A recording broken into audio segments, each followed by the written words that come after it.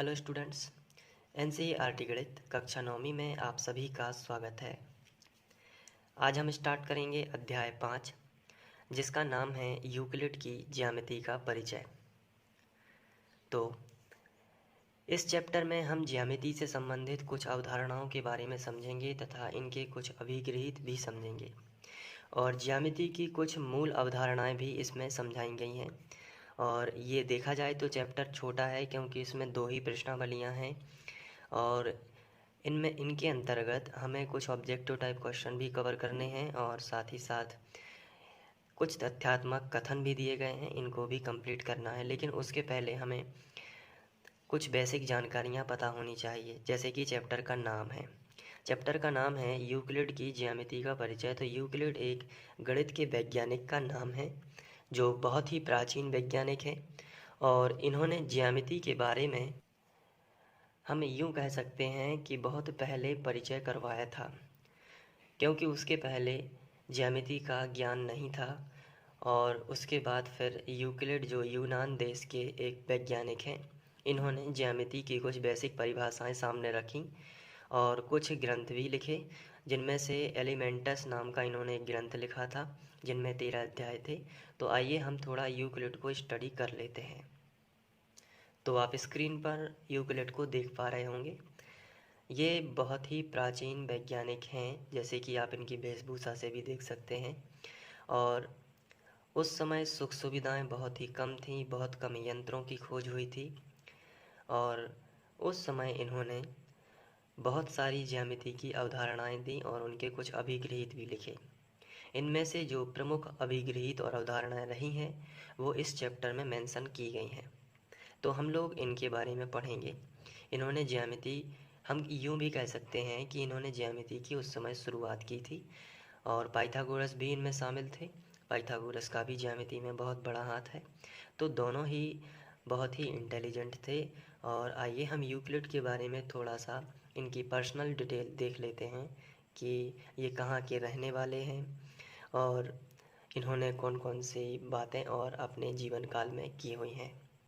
तो यूक्लिड के बारे में कुछ बातें हैं, जैसे कि ये मिस्र के अलेक्जेंड्रिया में एक गणित के शिक्षक थे। तो यूनान में मिस्र है और मिस्र के अलेक्जेंड्रिया में एक गणित के शिक्षक थे।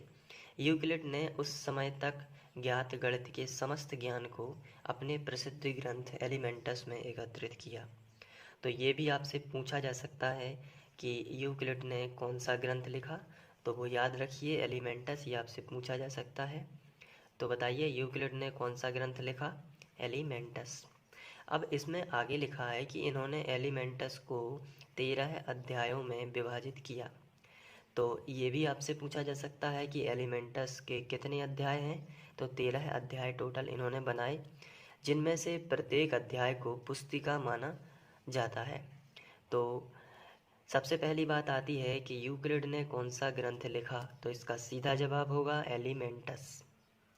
उसके बाद एलिमेंटस को कितने भागों में विभाजित किया गया है, तो इसका आंसर है 13। और प्रत्येक अध्याय को क्या कहते हैं? पुस्तिका। ठीक है, तो ये जानकारी आपको याद रखना है। आगे बढ़ते हैं। इन पुस्तिकाओं ने समस्त विश्व की ज्यामिति संबंधी समझ को आने वाली पीढ़ियों तक प्रभावित किया।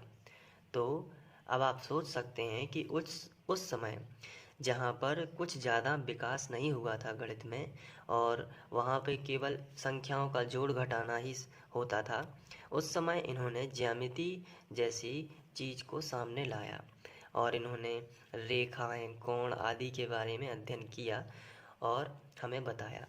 तो ये उन्हीं की खोज के आधार पर आज के जो नए वैज्ञानिक हैं उसी रिसर्च को आगे बढ़ाते हैं। इसलिए हम इनके योगदान को कभी भी भुला नहीं सकते हैं। तभी ये हम आज भी हम इतने सालों बाद इन्हें पढ़ते हैं। तो ये यूक्लिड के बारे में कुछ जानकारी थी। अब आप सभी जानने को इच्छुक होंगे कि यूक्लिड ने कौन कौन सी परिभाषाएं दी थी शुरुआती समय में। और हम ये भी यहाँ पे कह सकते हैं कि ये परिभाषाएं बेसिक परिभाषाएं थी। तो आइए यूक्लिड की संबंधित कुछ परिभाषाएं देख लेते हैं और इस चैप्टर को शुरू करते हैं।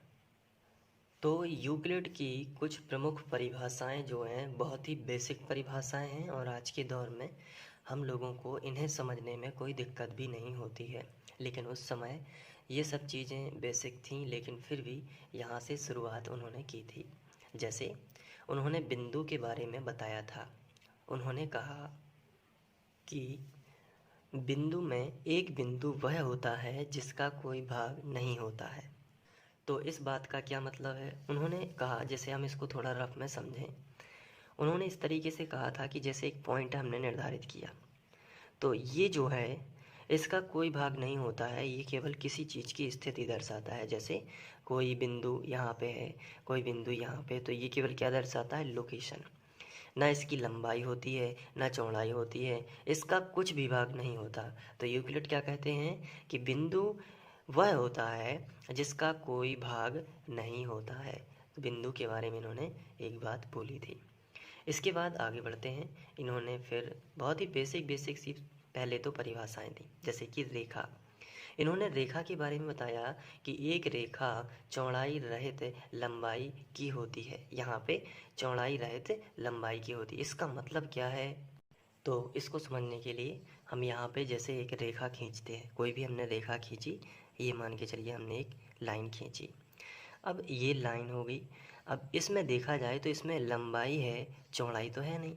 अगर इस तरीके से होता, जैसे ये मैंने एक कोई आकृति बनाई, तो इसमें ये लंबाई है और ये चौड़ाई है, लेकिन इसमें केवल क्या है? लंबाई है। तो रेखा के बारे में उन्होंने बताया कि कोई भी रेखा अगर होगी तो एक रेखा चौड़ाई रहित होगी, यानी चौड़ाई उसमें नहीं होगी, लंबाई की होती है, लेकिन लंबाई होती है। तो एक रेखा चौड़ाई रहित यानी चौड़ाई नहीं होगी और लंबाई की होती है, तो केवल उसमें क्या होती है? लंबाई होती है, चौड़ाई नहीं होती है। तो इन्होंने इस बारे में भी एक बेसिक सी परिभाषा दी। उसके बाद आता है पृष्ठ। तो उन्होंने पृष्ठ के बारे में भी बताया कि पृष्ठ में लंबाई और चौड़ाई दोनों होती है। उन्होंने बताया कि एक पृष्ठ वह है जिसकी केवल लंबाई और चौड़ाई ही होती है। तो पृष्ठ तो आप चारों ओर देखते हैं, जैसे कि यहाँ पे देखिए, ये एक पृष्ठ है, तो इसकी क्या है? ये लंबाई भी है और चौड़ाई भी है। ये लंबाई है और ये लंबाई है, ये चौड़ाई है और ये भी चौड़ाई है। तो लंबाई भी होती है और चौड़ाई भी होती है, तो इसे हम क्या कहेंगे? इसे हम कहेंगे पृष्ठ। तो बहुत ही बेसिक सी इन्होंने परिभाषाएं दी हैं जो आज के दौर में समझना बहुत ही आसान है, लेकिन उस समय के लोगों को समझना थोड़ा सा, क्योंकि वहाँ पे बहुत सारे एग्जाम्पल भी देने होते थे। आज हम लोग गणित में यही पढ़ते हैं। तो ये लंबाई और ये चौड़ाई, तो ये पृष्ठ हो जाता है। अब बिंदु, रेखा, पृष्ठ के अलावा भी उन्होंने बहुत सारी चीज़ें बताई थी, ये तो केवल बेसिक था इनका। अब हम जानने के लिए इच्छुक हैं कि और कौन सी चीज़ें इन्होंने बताई थी। तो सबसे पहले तो हम यूक्लिड के अभिगृहित पढ़ लेते हैं। तो आइए हम यूक्लिड के अभिगृहित देख लेते हैं। तो इन्होंने कुछ अपने अभिगृहित भी दिए, लेकिन सबसे महत्वपूर्ण सवाल ये है कि ये अभिगृहित आखिर क्या कहलाता है? तो इसका आंसर है, अभिगृहित के बारे में थोड़ा सा समझ लीजिए। वे सामान्य अभिधारणाएं जिन्हें निरंतर गणित में प्रयोग किया गया और जिनका केवल ज्यामिति से ही विशेष संबंध नहीं था। देखिए, अभिगृहित का संबंध है कि जो इन्होंने ये पॉइंट बताए हैं, इनका इन्होंने गणित में भी इनका प्रयोग होता है और केवल ज्यामिति से संबंधित नहीं है, इनका गणित में भी अन्य जगह, जैसे लंबाई चौड़ाई से संबंधित नहीं है, वजन से भी संबंधित है, अलग अलग मात्राओं से संबंधित है।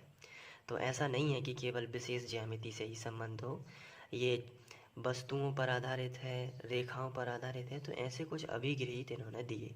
अभिगृहित यानी कि कॉमन, ऐसी बातें जो सब जगह लागू होती हैं और गणित में भी इनका प्रयोग होता है, इन्हें हम अभिगृहित कहते हैं। तो ये अभिगृहित की छोटी सी डेफिनेशन थी। तो अब हम देखते हैं कि यूक्लिड ने कौन कौन से अभिगृहित दिए थे। तो सबसे पहला इन्होंने बताया कि वे वस्तुएं जो एक ही वस्तु के बराबर हों एक दूसरे के बराबर होती हैं। अब ये कथन आपको यदि समझ में नहीं आया है तो हम इसे उदाहरण के जरिए समझेंगे कि क्या इन्होंने यहाँ पे बताया है। वे वस्तुएं जो एक ही वस्तु के बराबर हों। सपोज़ करिए कि जैसे आपने देखा होगा 5 किलो का बाट। अब यहाँ पे एक वस्तु है 5 किलोग्राम या 5 किलो का कोई बाँट है, जो 5 किलो का बाँट अंतर्राष्ट्रीय मापन पद्धति के अंतर्गत सबसे पहले एक बनाया गया, फिर वैसे ही अनेक बाँट बनाए गए। तो और सब दुकानदार के पास वैसे बाँट होते हैं 5-5 किलोग्राम के। तो यूक्लिड कहते हैं कि वे वस्तुएं जो एक ही वस्तु के बराबर हो। ये दोनों वस्तुएं हैं, देखिए यहाँ पे, ये 5 किलोग्राम की ये वस्तु है और ये 5 किलोग्राम की ये वस्तु है। ये दोनों वस्तुएं एक ही वस्तु के बराबर हैं, ये भी इसके बराबर है और ये भी इसके बराबर है। तो वे वस्तुएं यानी कि ये दोनों वस्तुएं जो एक ही वस्तु के यानी कि इसके, वे वस्तुएं जो एक ही वस्तु के बराबर हों, आपस में ये दोनों भी क्या होंगी, बराबर होंगी। तो बड़ी सिंपल सी बात है कि जैसे ये सरकार के पास 5 किलोग्राम का बाँट है और ये दुकानदार के पास है, तो शासन ने यहाँ पे क्या किया है, 5 किलोग्राम में कुछ वजन निर्धारित किया है। उससे ना तो हम कम रख सकते हैं और ना ज़्यादा रख सकते हैं। तो एक ही वस्तु के बराबर, जैसे यहाँ पे लिखा है वे वस्तुएं जो एक ही वस्तु के बराबर हों, ये दोनों वस्तुएं हैं, वो किसके बराबर हैं, एक ही वस्तु के बराबर, तो वो आपस में कैसी होंगी, बराबर होंगी। तो बताइए क्या इसका ज्यामिति से संबंधित है, क्या हमने कुछ रेखाएं खींची हैं, नहीं, हम रेखाओं पर भी समझ सकते हैं। जैसे एक रेखा है और दो अलग अलग रेखाएं हैं, तो दो रेखाएं एक ही रेखा के बराबर हैं, तो ये आपस में कैसी होंगी, बराबर होंगी। और इसे हम वजन में भी समझ सकते हैं, इसलिए तो ये अभिगृहित है, क्योंकि इनका केवल ज्यामिति से संबंध नहीं है, इनका दैनिक जीवन में गणित में प्रयोग किया जाता है। अलग अलग चीज़ों पर हम इन्हें समझ सकते हैं। तो पहला पॉइंट हमें समझ में आ जाता है। दूसरा है, वे वस्तुएं जो संपाती होती हैं एक दूसरे के बराबर होती हैं। तो सबसे पहली बात तो ये आती है कि ये संपाती क्या होता है। तो संपाती का मतलब होता है, जैसे यहाँ पे एक रेखा है, उसके ऊपर से ही दूसरी रेखा जाए, तो उसे हम कहेंगे कि दोनों रेखाएं क्या हैं, संपाती रेखा। जैसे कि एक रेखा यहाँ पे रखी है, जिसे ए बी बोल रहे हैं हम लोग, मान के चलिए ए बी रेखा है, और ये यहाँ पे रेखा का चिन्ह इस तरीके से होता है और ये रेखा खंड का होता है। और इसी पर से पी क्यू रेखा अगर गुजरे, यहाँ पे रखी है पी क्यू रेखा। अब दोनों को एक के ऊपर एक रख दिया जाए तो एक दूसरे को ढक लेती हैं, बिल्कुल।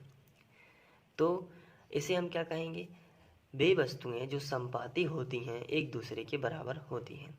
यहाँ पे बराबर वस्तुएं हैं, जो वस्तुएं एक दूसरे को ढक लेंगी तो वो क्या होंगी, एक दूसरे के बराबर होंगी। तो ये सर्वांग समता से थोड़ा मैच करता है। इसके बाद तीसरा पॉइंट है, एक ही वस्तु के दुगने परस्पर बराबर होते हैं। तो ये भी बहुत ही सिंपल है, इसको हम साधारण उदाहरण से समझते हैं।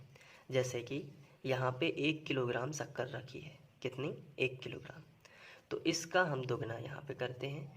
तो जैसे एक ही वस्तु के दुगने, तो एक वस्तु यहाँ पे है या कोई भी 1 किलोग्राम शक्कर रखी हुई है, तो इसका हम दुगना कर देते हैं, तो कितनी हो जाएगी, 2 किलोग्राम, यहाँ पे 2 किलोग्राम।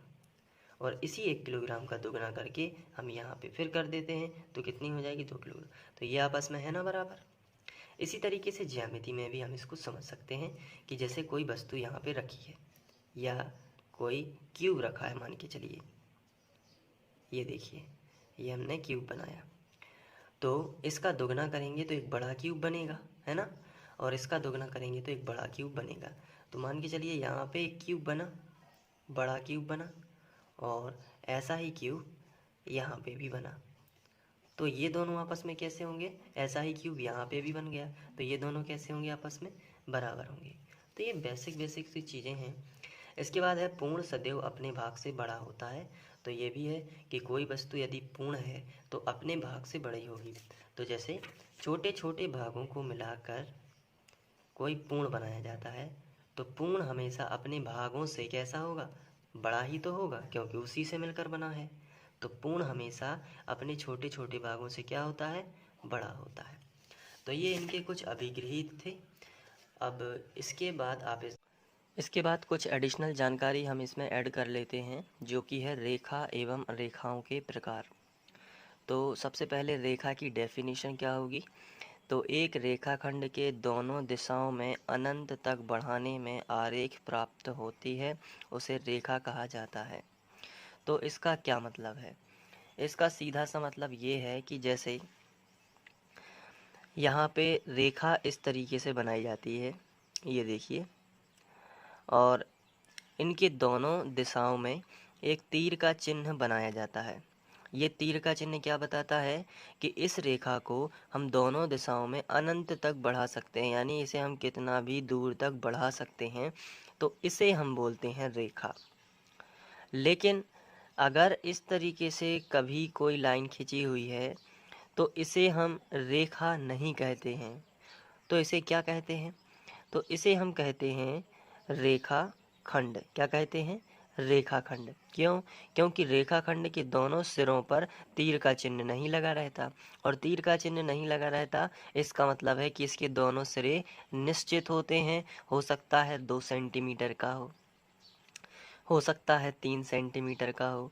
तो इस तरीके से 2 सेंटीमीटर या 3 सेंटीमीटर एक निश्चित मापन है यहाँ पे, जबकि जो रेखा है यहाँ पे हम इसे नहीं बोल सकते कि ये 2 सेंटीमीटर की है या 3 सेंटीमीटर की है। क्यों?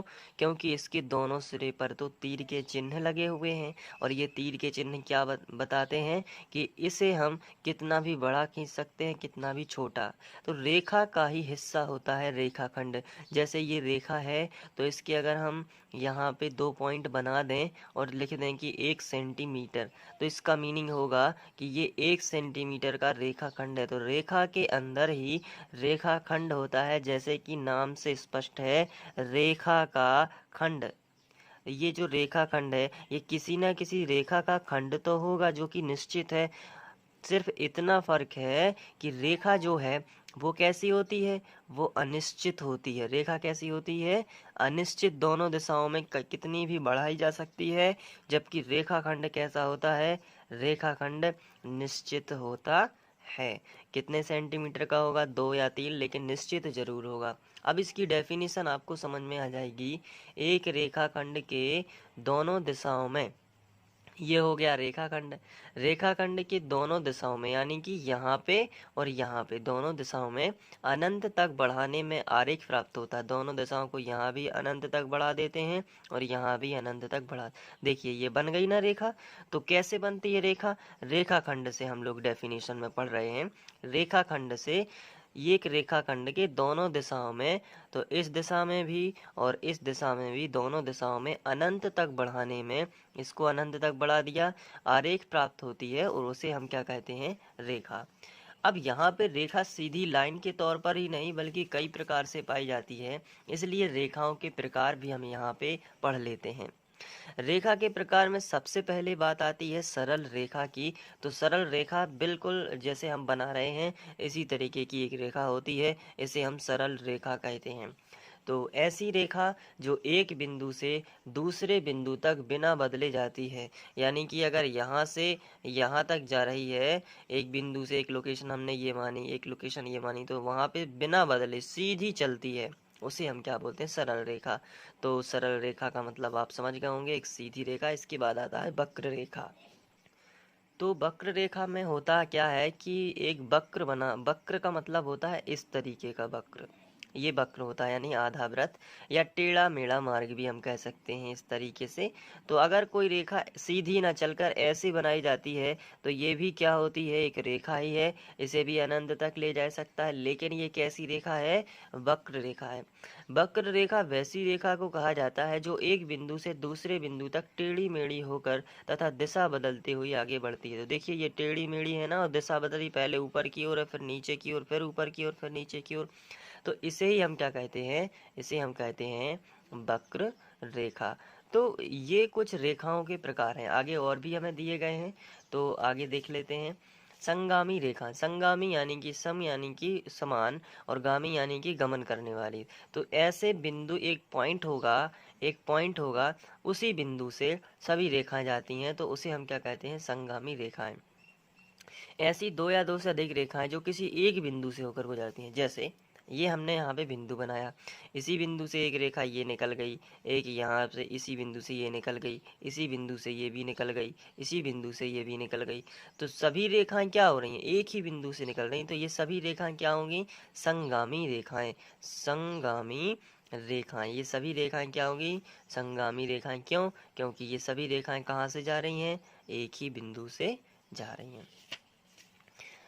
इसके बाद समांतर रेखाएं। समांतर रेखाएं तो बहुत ही सरल है, और समांतर रेखाएं पढ़ना, क्योंकि ये जो है हम लोग पहले भी देख चुके हैं। समांतर रेखाओं का मतलब होता है ऐसी दो या दो से अधिक रेखाएं भी हो सकती हैं, या दो रेखाएं भी हो सकती हैं, जैसे एक रेखा ये है, इसके नीचे हमने जस्ट ऐसी एक और रेखा खींची, जिसके यहाँ जितनी दूरी है वहीं उतनी ही दूरी इस पॉइंट पर भी है, उतनी ही दूरी इस पॉइंट पर भी है।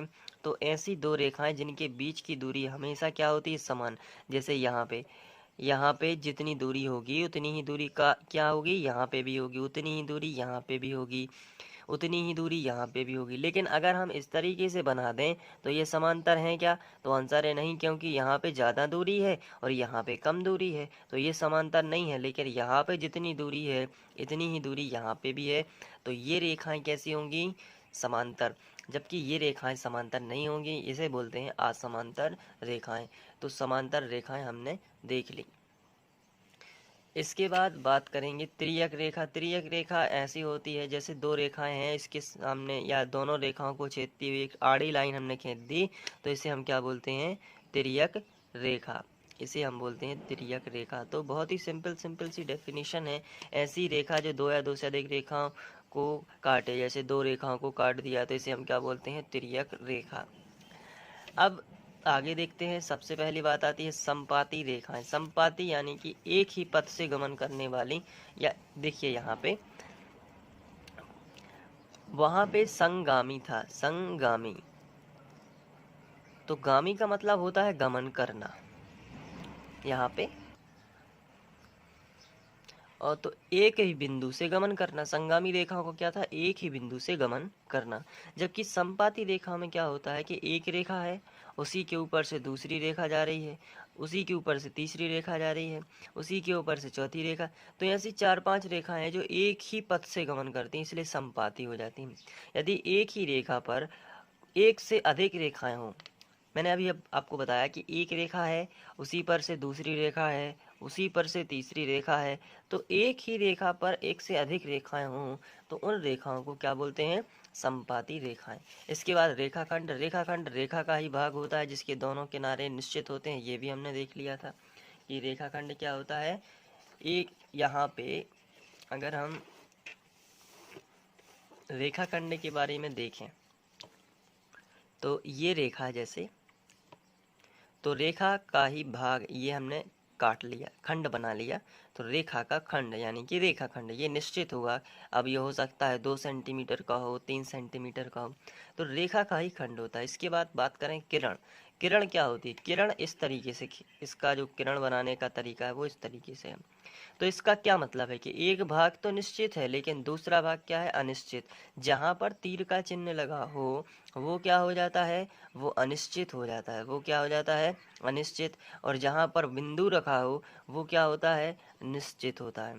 तो इसका मतलब आप समझ गए होंगे कि किरण क्या है, वह एक रेखा का वह भाग जिसका एक किनारा क्या हो, निश्चित हो। एक किनारा निश्चित हो तो दूसरा अपने आप ही क्या होगा, अनिश्चित, क्योंकि रेखा की बात हो रही है। रेखा के तो दोनों किनारे कैसे होते हैं, अनिश्चित होते हैं। लेकिन किरण की खासियत क्या है कि इसका एक किनारा निश्चित होगा और दूसरा अनिश्चित होगा। यानी एक जगह तो पता होगा कि निश्चित है यहाँ से, और दूसरी जगह अनिश्चित। जैसे सूर्य से आने वाली किरणें जो होती हैं उन्हें हम किरणें क्यों कहते हैं, क्योंकि सूर्य से आ रही हैं, इसलिए उनका आने वाला पॉइंट तो निश्चित है लेकिन जाने वाला निश्चित नहीं है। ब्रह्मांड में कितनी भी दूर तक जा सकती हैं, इसलिए इन्हें किरण बोलते हैं।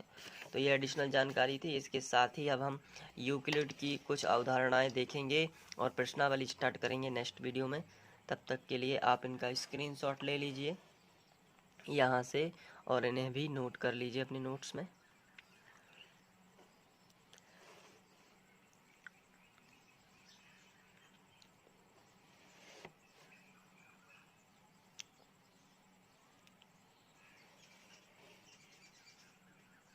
Thank you.